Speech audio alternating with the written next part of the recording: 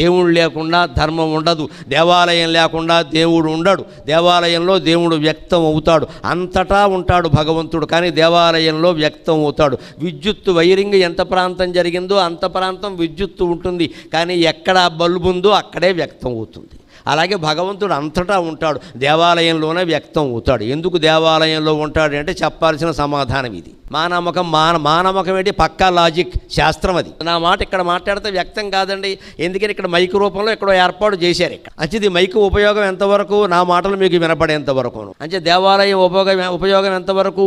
గుండెల్లో దేవుణ్ణి కనుక్కునే వరకు గుడిలో దేవుళ్ళకి మనం కనిపెట్టాలి, వెళ్ళాలి, గుడిని కాపాడుకోవాలి. గుండెల్లో శివుణ్ణి కనుక్కోగలిగిన వాడు గుడిలోకి వెళ్ళడం మానేయచ్చు, అభ్యంతరం వెళ్ళ. గుడిలో ఉన్న శివుడు, గుండెల్లో ఉన్న శివుడు ఒక్కరే, కానీ ఇది కనిపెట్టడానికి గుడిలోకి వెళ్ళాలి. మనం ఆ దేవాలయాన్ని కాపాడుకోవాలి. ఒక్క దేవాలయాన్ని కాపాడుకుంటే ఇందాక చెప్పుకున్న ధర్మ, అర్థ, కామ, మోక్షాలు 4 సాధించవచ్చు.